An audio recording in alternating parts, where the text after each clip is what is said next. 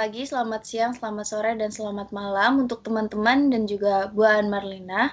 Di sini kami akan menjelaskan tentang PSAK 16, tentang fixed asset, kami dari kelompok 3. Berikut pembahasan yang akan kami bahas, yaitu yang pertama ada perbedaan dengan IFRS, kemudian definisi fixed asset, kemudian pengakuan, kemudian pengukuran saat pengakuan, kemudian pengukuran setelah pengakuan, kemudian penghentian pengakuan, kemudian pengungkapan, kemudian pengukuran saat pengakuan, kemudian ketentuan transisi, dan yang terakhir tentang tanggal efektif dan penarikan. Sebelum kita ke pembahasan, kita akan memperkenalkan diri terlebih dahulu. Yaitu, perkenalkan, saya sendiri adalah Intan Sapitri dengan NIM 2023-748. Saya Nira Septiani dengan NIM 2023-799. Saya Helen dengan NIM 2023-70111. Saya Bisri Pasya dengan NIM 2023-70113. Saya Setyananda Gata dengan NIM 2023-70114. Kemudian yang pertama, kita akan membahas terlebih dahulu apa itu PSAK dan tujuannya, serta apa itu IFRS. Nah, PSAK merupakan standar akuntansi keuangan yang berlaku di Indonesia. Tujuannya untuk menghasilkan laporan keuangan yang relevan, andal, dan dapat dibandingkan. Kemudian mengadaptasi standar internasional atau IFRS agar sesuai dengan lingkungan ekonomi dan hukum Indonesia. Kemudian, apa itu IFRS? IFRS adalah standar akuntansi internasional yang diterbitkan oleh IASB atau International Accounting Standards Board. Kemudian tujuannya untuk apa? Tujuannya untuk menyelaraskan laporan keuangan di berbagai negara, meningkatkan transparansi dan daya banding global. Kemudian digunakan oleh banyak negara untuk meningkatkan akses ke pasar modal global. Kemudian di sini ada perbedaan antara PSAK 16 dan IFRS. PSAK 16 berisi tentang aset tetap mengadopsi seluruh pengaturan dalam IAS 16 Property, Plant and Equipment, efektif per 1 Januari 2017, kecuali yang pertama, PSAK 16 paragraf 42A tidak mengadopsi perubahan kebijakan akuntansi dari model biaya ke model revaluasi. Kemudian yang kedua, IAS 16 paragraf 58 menambahkan penjelasan terkait penyusutan tanah yang merujuk pada ISAK 25, yaitu berisi tentang hak atas tanah. Kemudian yang ketiga, IAS 16 paragraf 80 berisi tentang ketentuan transisi tidak diadopsi karena dianggap tidak relevan. Kemudian yang keempat, IAS 16 paragraf 81 yaitu tanggal efektif, opsi penerapan dini, serta berbagai subparagraf terkait 81A sampai 81K tidak diadopsi. Tanggal efektif mengacu pada PSAK lain seperti PSAK 72 untuk pendapatan dari kontrak dengan pelanggan atau 1 Januari 2020. Kemudian PSAK 73 untuk sewa atau 1 Januari 2020. Yang kelima, IAS 16 paragraf 82 dan 83 berisi tentang penarikan standar lain seperti PSAK 47 atau tentang akuntansi tanah, kemudian tentang penarikan standar terkait dianggap tidak relevan. Selanjutnya akan dilanjutkan oleh rekan saya. Di sini ada definisi dari aset tetap. Nah, aset tetap itu adalah aset berwujud yang dimiliki untuk digunakan dalam produksi atau penyediaan barang atau jasa untuk direntalkan kepada pihak lain atau untuk tujuan administratif dan diperkirakan untuk digunakan selama lebih dari satu periode. Lalu selanjutnya ini ada definisi yang akan digunakan untuk PSAK 16 yaitu ada biaya perolehan. Itu biaya perolehan adalah jumlah kas atau setara kas yang dibayarkan atau nilai wajar dari imbalan lain yang diserahkan untuk memperoleh suatu aset pada saat perolehan atau konstruksi, atau jika dapat diterapkan jumlah yang didistribusikan pada aset ketika pertama kali diakui sesuai dengan persyaratan tertentu dalam PSAK lain, contohnya PSAK 53 yaitu tentang pembayaran berbasis saham. Selanjutnya, jumlah tercatat adalah jumlah suatu aset diakui setelah dikurangi akumulasi penyusutan dan akumulasi rugi penurunan nilai. Selanjutnya, jumlah terpulihkan adalah jumlah yang lebih tinggi antara nilai wajar dikurangi biaya untuk menjual dan nilai pakainya. Selanjutnya, jumlah tersusutkan adalah biaya perolehan aset atau jumlah lain yang merupakan pengganti biaya perolehan dikurangi nilai residunya. Selanjutnya, nilai wajar adalah harga yang akan diterima untuk menjual suatu aset atau harga yang akan dibayar untuk mengalihkan suatu liabilitas dalam transaksi teratur antara pelaku pasar pada tanggal pengukuran. Selanjutnya, nilai residu adalah aset adalah estimasi jumlah yang dapat diperoleh entitas saat ini dari pelepasan aset setelah dikurangi estimasi biaya pelepasan jika aset telah mencapai umur dan kondisi yang diperkirakan pada akhir umur manfaatnya. Lalu selanjutnya ada nilai spesifik entitas. Itu adalah nilai kini dari arus kas yang diharapkan entitas timbul dari penggunaan aset secara berkelanjutan dan dari pelepasan aset tersebut pada akhir umur manfaatnya. Diharapkan ketika terjadi penyelesaian liabilitas. Lalu selanjutnya penyusutan adalah alokasi sistematis jumlah tersusutkan dari aset selama umur manfaatnya. Lalu selanjutnya ada rugi penurunan nilai adalah jumlah yang merupakan selisih lebih jumlah tercatat aset atas jumlah terpulihkannya. Lalu selanjutnya ada tanaman produktif atau bearer plant adalah tanaman hidup yang digunakan untuk produksi atau penyediaan produk agrikultur menghasilkan produk selama lebih dari satu periode dan jarang dijual kecuali sebagai sisa insidental. Lalu yang terakhir ada umur manfaat adalah periode atau jumlah produksi yang diperkirakan dapat digunakan atau dihasilkan oleh suatu aset selama masa penggunaannya oleh entitas. Nah, di sini ada pengakuan. Jadi, biaya perolehan aset tetap itu diakui sebagai aset jika itu ada dua hal ya. Yang pertama itu kemungkinan besar entitas akan memperoleh manfaat ekonomik masa depan dari aset tersebut. Lalu yang kedua ada biaya perolehannya dapat diukur secara andal. Nah, untuk suku cadang dan peralatan pemeliharaannya itu diakui sebagai aset tetap jika memenuhi definisi. Jika tidak, diklasifikasikan sebagai persediaan. Sedangkan untuk unit pengakuan aset tetap itu tidak diatur secara spesifik kecuali dengan kondisi entitas. Unit kecil dapat digabung dan diakui berdasarkan nilai gabungan. Yang terakhir untuk evaluasi biaya aset tetap ini meliputi biaya perolehan awal, penambahan, penggantian, atau perbaikan. Nah, untuk biaya perolehan awal ini, jika aset tetap yang diperoleh untuk alasan keamanan atau lingkungan diakui sebagai aset jika memungkinkan entitas memperoleh manfaat ekonomik lebih besar dari aset terkait. Contohnya, instalasi proses baru untuk memenuhi regulasi lingkungan di pabrik kimia diakui sebagai aset karena mendukung produksi dan penjualan. Namun, nilai tercatatnya harus dikaji untuk penurunan nilai sesuai PSAK 48.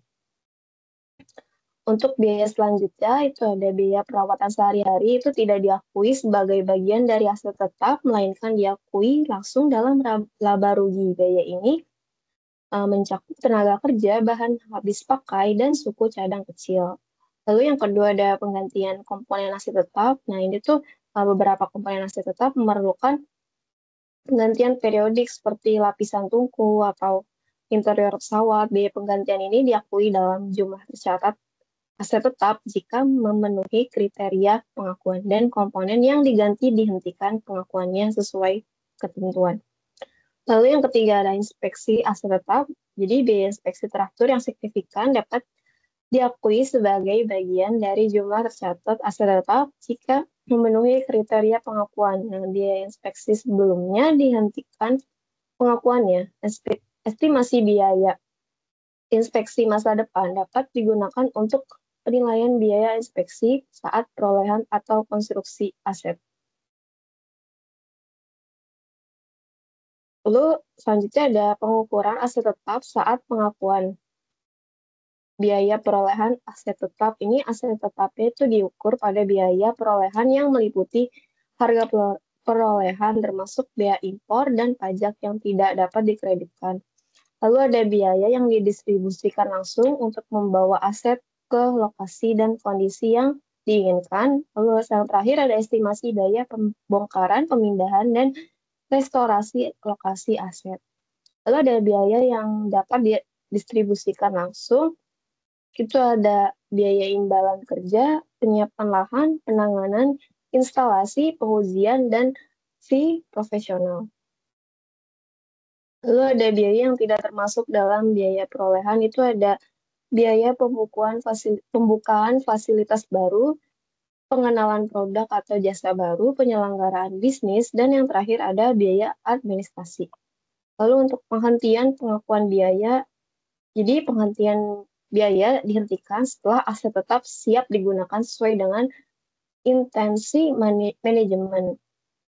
Biaya selanjutnya yang terakhir itu ada biaya perolehan aset konstruksi itu sendiri, itu dihitung dengan prinsip yang sama seperti aset yang diperoleh dengan eliminasi laba internal dan pemborosan tidak normal.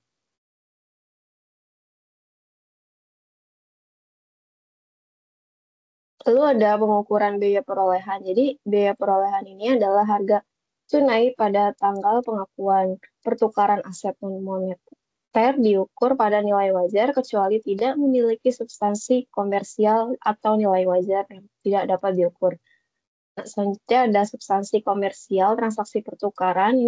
Pertukaran ini memiliki substansi komersial jika arus kas yang diharapkan berubah atau ada perubahan signifikan pada operasi entitas. Yang terakhir ada nilai wajar. Jadi nilai wajar ini dapat diukur secara andal jika variabel dalam rentang pengukuran tidak signifikan atau probabilitas estimasi dapat dinilai secara rasional. Oke, kita lanjut ke pengukuran setelah pengakuan. Jadi di pengukuran setelah pengakuan itu dibagi menjadi dua. Yang pertama ada model biaya dan ada model revaluasi. Model biaya ini aset tetap dicatat pada biaya perolehan dikurangi akumulasi penyusutan dan akumulasi rugi penurunan nilai. Ini merupakan kebijakan akuntansi yang lebih sederhana dan lebih umum digunakan. Yang kedua ada model revaluasi. Nah, di sini aset tetap itu dicatat pada jumlah revaluasi, yaitu nilai wajar pada tanggal revaluasi, dikurangi akumulasi penyusutan dan rugi penurunan nilai setelah revaluasi. Lalu ada aset tak berwujud seperti hak cipta itu atau aset dengan nilai pasar tidak jelas, tidak bisa direvaluasi. Terus ada revaluasi dilakukan untuk seluruh aset dalam satu kelompok, misalnya semua bangunan atau semua kendaraan bukan secara selektif.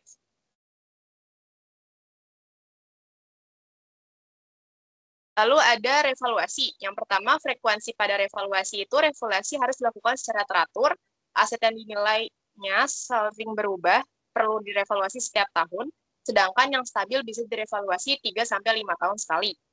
Terus ada penyesuaian pada revaluasi, itu jika revaluasi terjadi, jumlah tercatat disesuaikan dengan nilai revaluasi. Ada dua cara penyesuaian pada revaluasi. Yang pertama, mengubah jumlah tercatat bruto sesuai revaluasi. Yang kedua, menghilangkan akumulasi penyusutan dan menyesuaikan nilai tercatat. Lalu ada penyusutan. Penyusutan di sini mempunyai arti proses pengalokasian biaya perolehan aset secara sistematis selama masa penggunaannya agar sesuai dengan manfaat ekonomi yang dihasilkan aset tersebut. Lalu metode-metode penyusutan yang sudah kita pelajari sebelumnya, pertama ada garis lurus, yaitu biaya penyusutan sama setiap tahun. Yang kedua ada saldo menurun, yang dimana biaya penyusutan makin kecil setiap tahun. Dan yang ketiga ada unit produksi, yang di mana biaya penyusutan dihitung berdasarkan seberapa banyak aset digunakan. Nah, di sini ada perhitungan depresiasi method atau metode depresiasi. Yang pertama ada straight line atau garis lurus, yang di mana perolehan biaya atau cost itu bakal dikurang sama residual value atau nilai sisa yang dibagi sama useful life atau umur manfaat. Terus yang kedua ada unit of activity. Itu rumusnya cost dikurang residual value dibagi total estimated activity dikali actual. Nah, actual di sini itu actual yang udah digunakan pada aktivitas yang sudah, misalkan setahun kita udah menggunakan berapa, nah itu adalah actualnya. Terus yang ketiga ada double decline.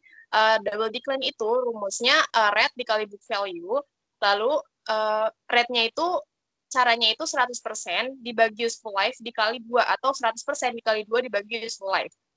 Lalu untuk mencari book value-nya, cost dikurang accumulated depreciation. Selanjutnya metode penyusutan. Metode penyusutan yang digunakan harus mencerminkan pola pemakaian manfaat ekonomi yang diharapkan dari aset. Setiap tahun, metode penyusutan ditinjau dan jika pola pemakaian berubah, metode penyusutan akan disesuaikan sesuai dengan perubahan tersebut. Lalu, masing-masing memiliki cara yang berbeda dalam alokasi jumlah tersusutkannya. Metode yang dipilih harus sesuai dengan pemakaian aset, kecuali ada perubahan pola pemakaian penyusutan berdasarkan pendapatan yang dihasilkan dari aktivitas aset tidak diperbolehkan, karena pendapatan dipengaruhi oleh faktor selain pemakaian aset. Selanjutnya, penyusutan ini dibagi menjadi dua, yaitu bagian signifikan dan bagian tidak signifikan. Untuk bagian signifikan dari aset tetap disusutkan secara terpisah. Contohnya, rangka pesawat dan mesin disusutkan secara terpisah. Bagian signifikan dapat memiliki umur manfaat dan metode penyusutan yang sama. Lalu untuk bagian yang tidak signifikan, disusutkan terpisah dengan teknik estimasi. Beban penyusutan diakui dalam laba rugi atau dimasukkan dalam biaya perolehan aset lain. Untuk keduanya, beban penyusutan diakui dalam laba rugi, kecuali jika dimasukkan dalam biaya perolehan aset lain, seperti penyusutan pabrik yang dimasukkan dalam biaya konversi, persediaan, atau biaya perolehan aset tak berwujud. Selanjutnya, jumlah tersusutkan dan periode penyusutan. Jumlah tersusutkan suatu aset dialokasikan selama umur manfaatnya. Nilai residu dan umur manfaat ditinjau tiap akhir tahun dan disesuaikan jika perlu. Penyusutan tetap diakui meskipun nilai wajar aset lebih tinggi dari jumlah tercatat, asalkan nilai residu tidak melebihi jumlah tercatat. Penyusutan dimulai saat aset siap digunakan dan dihentikan jika aset dijual atau dilepaskan. Faktor seperti keausan fisik dan keusangan mempengaruhi umur manfaat aset.